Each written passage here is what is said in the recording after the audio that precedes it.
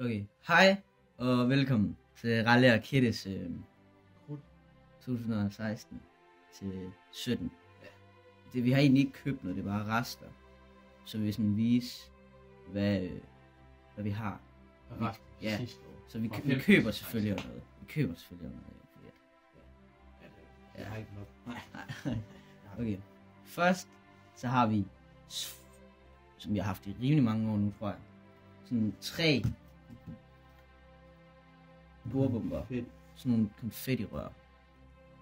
Og der er de tomme, vi putter alt muligt i, og så er der også her konfetti. At det er kun fra et af rørene. Så vi prøver med en af dem. Så vi prøver forskellige på ting. Ja, Som vi ting. og det er fra søstrene Grene. Nej, jeg har været på Nej. Der står faktisk noget forskelligt på. Her der står der konfetti, der står faktisk noget forskelligt på. metal. Ja, se. Så det er ikke for præcis. Dem her, det er det samme faktisk. Og dem her, det er faktisk nogle af de bedste, du kan få. Fordi køber krudt. Ja.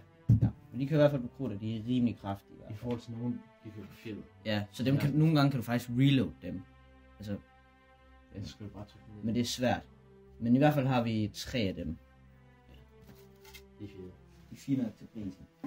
Ja, vi fik dem gratis. Ja. Og Så så har jeg selvfølgelig en advent. jeg har vundet en pakke der. Og så har vi så... Ja, dem har jeg faktisk en med. Nej, jo, det har jeg. Den ligger på bordet. Nå, okay. Ja. Og så har vi stjernekaster.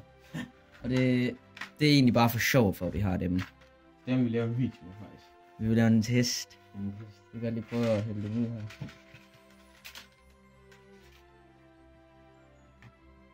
Bare standard stjernekaster med cirka 10 cm lange, der hvor krudtet er. Og der er 1,2 gram i hver stjernekaster. Så det er ikke sindssygt meget, men de er sjove nok at tænde dem, og så kaster du med dem. Christian Højder. Ja, det er fedt. Det ser i hvert fald fedt ud. Så dem har vi 5 af eller andet. Ja, Vi fyrede faktisk 4 af her for den ene dag. Vi kan godt overveje at købe flere. Ja, de er faktisk fede at kaste med. Ikke at vi gør det. Men det er i hvert fald fedt nok. Så har vi så en hel pose med stryger fra Østrig, som vi aldrig har fået fyret af.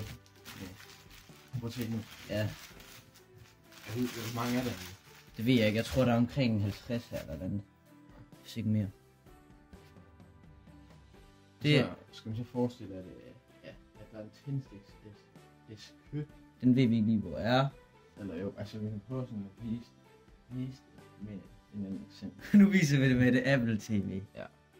Og så stryger man sådan henad, og så kaster, og Så skulle den meget gerne springe. kaster man den så. Og Altså, du hvis skal du- ikke holde den og vente på, at den springer. Ja, fordi den skulle meget gerne springe meget, meget hurtigt. Så. Man kan vist ikke se, man kan ikke se, altså man kan ikke se det gløder af den lund. Og man skal ikke holde dem for at kigge.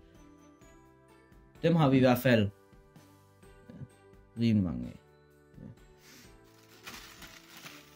Okay. Der er sådan en pose her.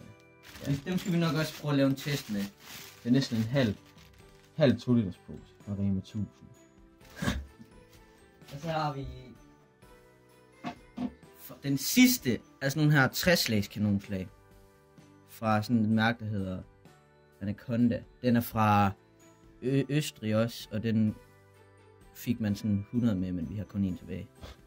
Og det er sådan 3 kraftige slag, faktisk. Den larmer faktisk okay meget. Ja, der er 3 slag i. Ja, den er i hvert fald okay fed. Den er ikke ret stor, men Den består som et hekshjul. ja, det er den faktisk. Men den er i hvert fald rimelig sindssyg. Den er meget god. Den laver vi også en test med. Og der. Så har vi også 3 Grand Cru raketter. Og de er mega gamle. Ja, som jeg siger, så er det sådan. Meget skæve. Skæve. Og den ene har lund. Ja, hvor er lunden? Den er helt derinde et eller andet sted. Vi kan ikke Ja, den er svært at se. men der er sådan en lille bitte lund derinde. Det er fra det Grand Cru. Har de forskellige navne? Nej, det har det faktisk ikke. Chambliss hedder den her. Chambliss. Og der er 44,7 gram i en raket. Og vi testede også nogle sidste år, de er faktisk meget gode. De er pisse gamle slæde. Meget imponeret over, de virker. Ja, faktisk. Og så har vi 2 guldblitz kanonslag bomberør fra AFA, eller Turbo, som man siger. Ja. Og dem har vi faktisk fået. Turbo Blitz, guldblitz. Og de er faktisk rimelig gode bomberør til pengene. De koster 104 eller andet. Og der er 48 gram i et. Nu fokusere. Altså, de ser ikke sådan, hvad det hedder. De ser ikke, hvad det hedder, så store ud. Men de, hvad det hedder, vejer faktisk ret meget. Ja, de er heller ikke ret store. Altså. Men de er meget gode. De er gode nok. Så dem har vi kun 2 af. Ja. Vi filmer næsten alt krudt i år. Når vi lige snart... Ja, det gør vi jo. Ja. Vi sørger for at filme så meget som muligt. Ja. Så har vi også 4. Det var bare det samme. Kaboom. 5 skuds på mig. Også fra AFA. Ja, det er bare standard. Der er 41,90 gram i. Vi kan se dem i forhold til det andet her. Så det er meget længere end guldblitzet. Så kan jeg også se, hvor lille det andet er. Ja. Så det er i hvert fald... Men det er noget med, at der er også nogen, der ikke springer i det. Men vi har i hvert fald bomberørene. Det var jeg faktisk. Vi har også haft dem før. Vi havde det et sidste år. Ja, jeg husker mange havde. Jeg husker, vi har haft nogle af dem før i hvert fald. De er vist mega kraftige. Så har vi også...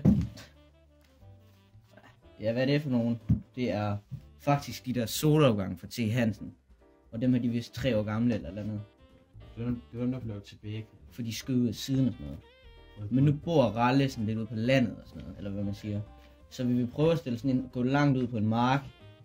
Og så vil vi kan se, at vi har sat sådan en ekstra lund på. Og så vil vi filme det, og det filmer vi også. Så vil vi fyre det af, og vi ved ikke om det skyder på marken, eller bare skyder ud af siden af det. Så vi putter en ekstra lund på, og så løber vi bare. Og så tester vi det. Og se om det faktisk flækker så meget, som folk siger det gør. Ja. Jeg forstår bare ikke, rørene de ser totalt normalt tykkelse ud og sådan noget, så jeg forstår ikke rigtig hvorfor. Det er mærkeligt. Det er nok fejl, vi er nok ind forkert nede i rørene. Ja, det er bare 16 skud. 16 så skud. vi har taget de her markader, der var på dem. Ja, vi kan ikke se, hvor mange gange krudt der er i. Fordi at det kan vi i hvert fald ikke. Der er ikke noget på dem. Men dem vil vi i hvert fald teste, det kommer der også en video ud af.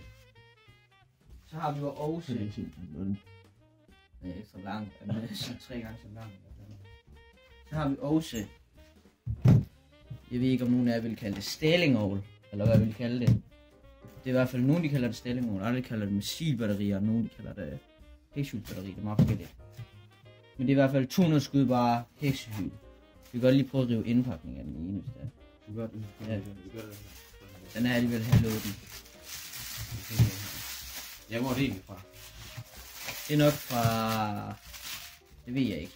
Det må lige skrive. Vi ved ikke, hvor det... Nej, I må gerne lige skrive, fordi vi ved ikke, hvor det er fra. Der står i hvert fald Dragon Fireworks, men jeg kender ikke, hvem der har Dragon Fireworks. Og det er i hvert fald bare... Op. Sådan et her. Sådan nogle her, du flyver op. Og så siger det i, og så kommer sådan en enkelt crackling-knald derop. Og de er i hvert fald okay fede. De larmer rimelig meget. Til navn. Men det er fordi, at der er nogen fra T. Hansen, de der små firkantede med 100 skud, de er mega ukontrollerede. Det er sådan, man får i sådan en, ja, er det ikke en børnepakke? Jo, nej, den der familiepakke der. Ja. Og der er 130 gram nem i. Så det er egentlig okay. Det er faktisk et fint batteri. Det er okay. Det er jo bare kiksylsbatteri. Ja, ligesom at brænde flere pakker heksyl af. Men hvad er det noget? Laver det ikke sådan en crackling effekt? Jo, det laver sådan, når det kommer helt op. Så siger det sådan... Det er faktisk det eneste, de gør. Ja. Og så har vi faktisk fra sidste år igen. Ja, det er faktisk en joke. Sådan et batteri her, der hedder Action Wonder. Og det købte vi i en pakke, der hedder Netkrudt. Ja, Ja, på en hjemmeside, der hedder netgroup.dk. Og vi fik 4 batterier for 500. Og 99. Ja, det er lidt ligesom den der Aalborg-pakke fra AFAC, bare billigere. Og hvis jeg kender ikke AFAC-batterierne så godt, men dem her de er i hvert fald sindssygt gode. De er slemme. Det var meget kendt ret overrasket over. Ja, der er 36 skud i 20 mm, og der er... Kan man se det? Ja, 255,60 gram krudt i. Så de er faktisk rimelig tunge. De er ikke sindssygt store, men de er alligevel rimelig kraftige, og de er faktisk solopgang. Så de er faktisk rimelig gode. Så vi har faktisk ikke regnet med, altså klokken 12 fik vi en af dem med. Og det Ja, havde vi ikke regnet med, at de kunne følge med. Altså fordi der er jo sådan mange af dem, vi holdt nytår med, havde sådan nogle kæmpe batterier for Hans. Det der Extreme og ja, Storm. ja. Og dem og den har sprødre, eller hvad man siger. Ja. Man fik med. De kunne faktisk godt følge med den. Ja, tak. De var meget gode. Så den pakke kan stærkt anbefales. Der er også en pakke, der hedder Anglebox. Den hed hvad? Jeg kan ikke huske det. Nej, Citybox eller hvad. Og den her, så er der en anden, der hedder Anglebox. Det er med vinkelbatterier. Den her, det køber til firkantede batterier. Så I kan se, men den her pakke kan i hvert fald stærkt anbefales. Det er 36 skud af det, ikke? Jo, omkring. Ja. Så køb det, for det er i hvert fald rimelig gode batterier der er i. Det er i hvert fald anbefales det. Ja, det kan det. Men jeg mener, da vi købte dem, var det på tilbud. Fordi det var første år. Ja, det er rigtigt nok, det var på tilbud. Vi ved ikke, om de er på tilbud i år. Det kan vi ikke regne med. Fordi at... det kan vi i hvert fald. Vi så dem efter nytår, der kunne man stadig købe dem. Og der var dem ikke på tilbud. Ja. Så har vi Japan. Og det her, det er faktisk ikke os, der har købt det. Det har vi fået. Ja, det er så heldigt. Fra faktisk min nabo. Så har vi fået det her Japan Nagoya batteri. Og så står der i batteri, mesterligt japansk fyrværkeri, kraftfulde trippelbomber og miner. Aalborg Fyrværkerifabrik. Og det er et vinkelbatteri. Det er ikke sygt stort, men det koster stadig 200 kroner for et batteri. Det er ok. Nej, 300. Nej, Ja, det kan jeg huske. Men det er i hvert fald vinkel. Alt sammen. Og ja, vi elsker den kaste i. Ja, det er virkelig kvalitet. Ja, det er det. Det er 3D. Husk at tænde den der af, når tænder det. Man kan ikke engang tænde det uden at tænde den her af. Så det er 3D-tegning. Så det rigtigt. Ja, det er virkelig detaljeret. Ja. Og, altså, det er åndssvagt detaljeret. Fordi at du tager det her af, og så smider du det væk. Det er ikke sådan tyndt. Nej. Det er virkelig. Lundebeskytteren her. Nu man af, det gør vi ikke nu, fordi vi skal først flytte af senere. Og så kan vi lige tjekke, hvor mange gram der er i. Der er... Ja, det går ikke så godt. Sådan. Okay, der er... 247. 98 nem, ja. Og der er 36 skud, så der er faktisk mere i Action Wonder batteriet. Det der her. Det der er mere i, men det her det er større, men det er nok også fordi det er vinkel. Så der er mere i det her batteri, end der er i Nagoya batteriet. Vi ved ikke om det... Men det er ikke meget. Nej, og vi ved heller ikke om det her det er bedre, og hvilken der er bedst. Fordi at, hvilken millimeter rør det her? Det ved jeg ikke. Mange skud af. 36. Det er lige så mange som Action Wonder det her. Ja, så de minder meget om hinanden. Men det, jeg tror, at den har... Igen, lige komme med den der ned igen. Action Wonder. Altså, Action Wonder og dem her, de har det samme. Jeg tror faktisk, de har nogenlunde samme... Jeg tror, de har samme millimeter rør, 20 millimeter rør. Men vi glæder os i hvert fald til at fyre alt af. Og vi filmer selvfølgelig også det her. Fordi at vi har søgt på YouTube, og der findes ikke nogen videoer om det her batteri nu. Så det laver vi altså. Ja, vi stiller lige det hele op, så I lige kan se, hvad det er, vi har. Ja. Fordi at... Altså, det er det, vi har til videre. Ja, selvfølgelig køber vi også noget, fordi det her det er selvfølgelig mega lidt i forhold til, hvad nogen køber.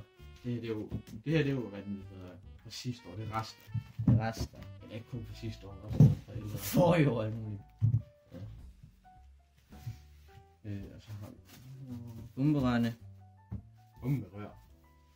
Bomberørene kommer vi nok ikke til at filme så meget af de her, i hvert fald ikke de her Kaboom-bomberør, fordi at... Vi laver nok et replay, eller... Replay. Viser den, Det er fint nok. I må selv, men hvis I har noget godt fyrværkeri, vi kan købe nede i så må I gerne skrive ned i kommentarerne, hvis I har noget godt krudt, vi kan købe, så køber vi det, og så filmer vi også det. Vi har faktisk overvejet at købe sådan nogle professionelle bomberør fra Royal. De ser i hvert fald sygt gode, eller vanvittigt gode på nettet. En kæmpe guld. Okay, eller hvad man siger, de sprang. Det var i hvert fald rimelig fede. Dem, og I må gerne skrive, om de er værd at købe, eller det er bare sådan noget lort at købe. Det må I bestemme. Det må lige skrive om det til. Fordi det ved vi ikke, om det kan. Det må I bestemme, ja. Eller ikke bestemme, men Skriv om det er værd. om det er det værd, ja. Og hvis I har nogle andre gode tilbud, må jeg gerne skrive det, fordi at ingen af bladene er kommet ud endnu. Men hvis I kender nogle gode tilbud, så må I gerne skrive det. Ja, for den 3. december. Ja, Eller Harald Nyborg, der er kommet ud. men det, vi køber ikke så meget fra Harald Nyborg. Vi har ikke tænkt, altså, vi har, Jeg tænkte over sådan en dybelrekender. måske. Ja. Men det er i hvert fald det, vi har til videre, indtil videre. Ja. Det her krudt, og selvfølgelig skal vi have mere. Ja. 100%. Og det filmer vi jo også nogle, altså, vi filmer også nogle videoer om. Ja. Køber, så. Så det var vist det.